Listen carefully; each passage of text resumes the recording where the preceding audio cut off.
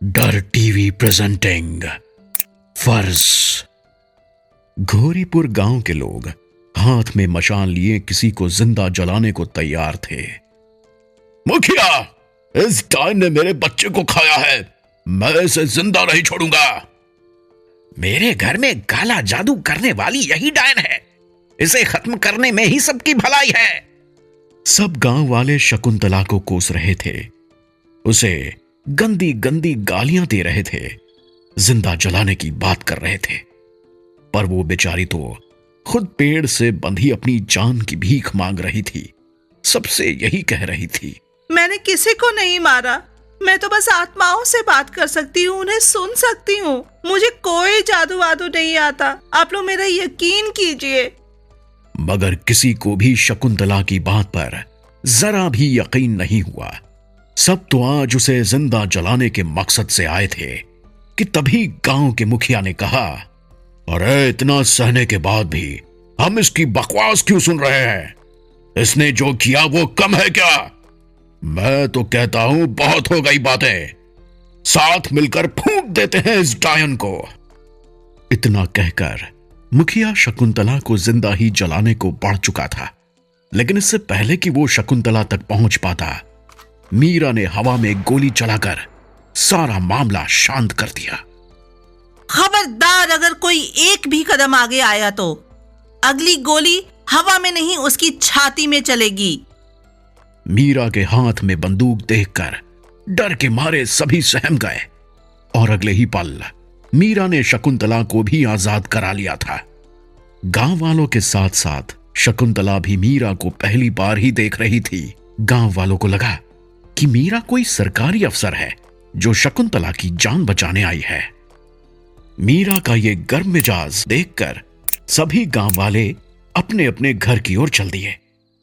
मुखिया भी बेइज्जती का घूंट पीकर अपने दांत पीसता हुआ चला गया था। मेरी जान बचाने के लिए बहुत बहुत शुक्रिया बेटी। शकुंतला जी, ये तो बस लोगों को बेवकूफ बनाने के तरीके हैं। मीरा भी बोल ही रही थी कि तभी शकुंतला ने उसकी बात को काटते हुए कहा, तुम्हें मेरा नाम भी पता है? आखिर तुम हो कौन? मैं एक फिल्म मेकर हूँ, फिल्में बनाती हूँ। आपसे एक बहुत जरूरी काम था मुझे, क्या आप मेरी मदद करेंगी? अच्छा, फिल्म बनाती हो? पहले तो मुझे लगा कि तुम कोई सरकारी अफसर हो। सरकारी अफसर? नहीं, सुना है आप आत्माओं से बातें कर सकती हैं, क्या ये सच है? इस पर शकुंतला उसे साथ लेकर गांव के बाहर एक झोपड़ी की ओर लेकर चल दी। दोनों जब उस झोपड़ी के आगे पहुंचे तो वो झोपड़ी धू धू कर शकुंतला की आंखों के सामने ही जल रही थी। अपने घर को जलता हुआ देख शकुंतला की आंखों में भी आंसू आ गए थे और मीरा को भी उसका दुख साफ साफ झलक रहा था। बेटी, ये गांव है, यहाँ शहर जितना तीखापन नहीं चलता है। खैर, तुम बताओ, तुमको मुझसे क्या काम है? शकुंतला के पूछने पर मीरा ने थोड़ा झिझकते हुए कहा, मुझे तो भागा गांव जाना है, वहाँ के आत्माओं से बात करनी है, उनकी कहानी जाननी है, और इन सब में सिर्फ आप ही हैं जो मेरी मदद कर सकती हैं। दो भागा गांव जाने का नाम सुनकर शकुंतला के भी होश ठंडे पड़ गए थे। उसने मीरा से तुरंत कहा, नहीं, मैं इसमें तुम्हारी कोई मदद नहीं कर सकती। तुम पागल हो गई हो क्या? इससे तो अच्छा होता कि तुम मुझे गांव वालों के हाथों ही जिंदा जलने देती। जाओ, वापस मुंबई चली जाओ। मैं यहाँ वापस जाने के लिए नहीं आई हूँ, बल्कि कहानी लेने के लिए आई हूँ। चाहे तो इसके लिए मुझे अकेले ही दो भागा गांव क्यों न जाना पड़े। मुझे माफ करना अगर गलती से मैंने आपका दिल दुखाया हो तो। मीरा ने गुस्से में शकुंतला से कहा और अंधेरे में ही चल पड़ी। उसको इतने गुस्से में जाता देख शकुंतला का मन भी मचल उठा और अगले ही पल उसने मीरा को सुनाते हुए कहा, तुम्हें पता भी है दो भागा गांव के बारे में? आखिर उसका ये नाम उसे कैसे मिला? ये सवाल सुन मीरा के पैर जम से गए। उसने जब पलट कर देखा तो शकुंतला उसकी तरफ ही चली आ रही थी, पर शायद उसने शकुंतला के पीछे किसी और की परछाई को भी देखा था, जिसे अपने दिमाग का भ्रम समझकर उसने नजरअंदाज कर दिया। दरअसल जब इंडिया और पाकिस्तान में बंटवारा हो रहा था तो एक गांव ऐसा भी था जो आधा हिंदुस्तान में था और आधा पाकिस्तान में, इसलिए उसे दोभागा गांव के नाम से लोग जानने लगे। फिर उस लड़ाई में किसी असला बारूद, किसी फौज का इस्तेमाल नहीं हुआ था, बल्कि इस्तेमाल हुआ था काले जादू का। समझदार हो। और ये लड़ाई पता है कहाँ हुई थी? दोभागा गांव में। बिल्कुल सही, कि वहां रोज किसी न किसी घर में कोई न कोई इंसानी कंकाल अपने आप ही ऊपर निकल आता। फिर कुछ दिनों बाद ये खबर अखबार तक पहुंची और फिर संसद तक। तब ये फैसला हुआ कि यहाँ इस गांव के पास आर्मी का एक बेस कैंप बनेगा। पर क्या?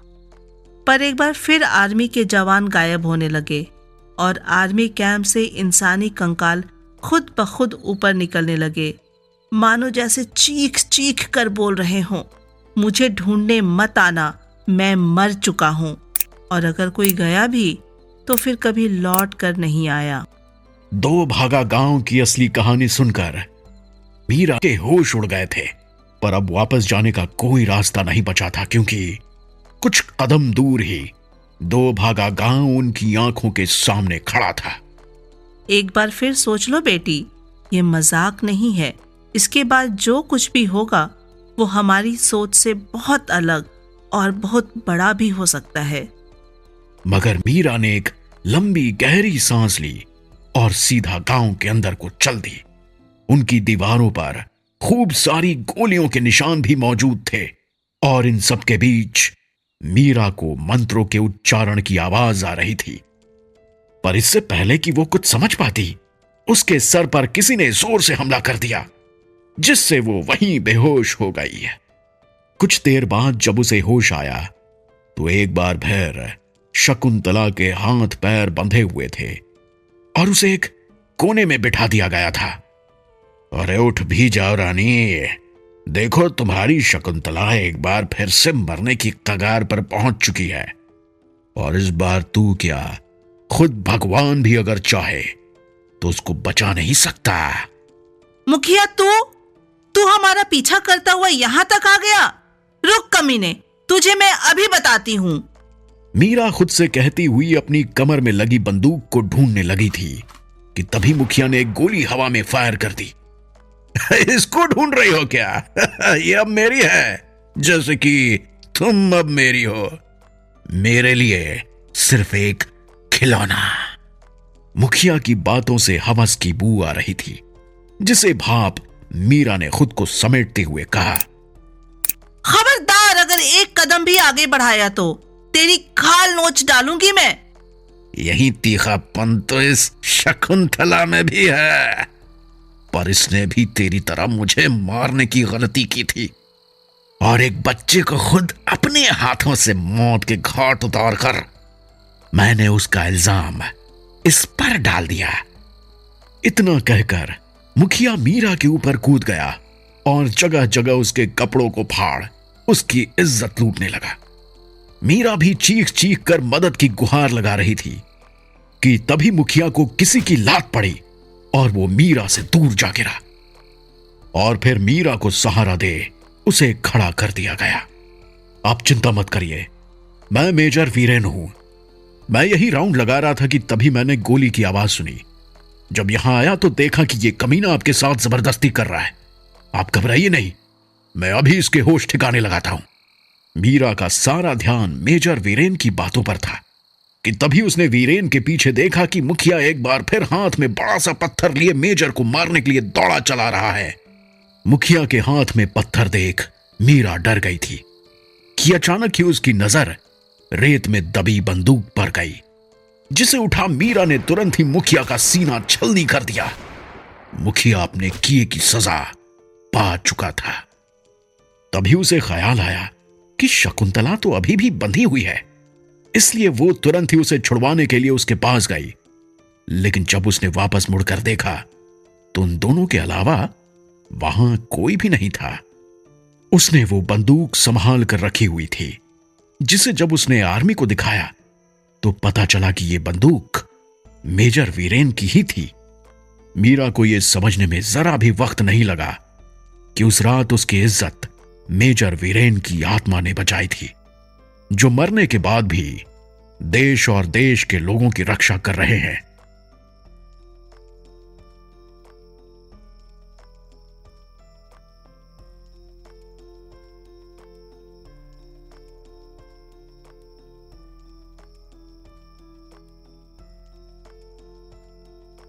इसी तरह की डरावनी कहानियों के लिए लाइक, शेयर और सब्सक्राइब करें हमारा चैनल और कमेंट सेक्शन में जरूर बताएं कि आपको कैसी लगी ये स्टोरी।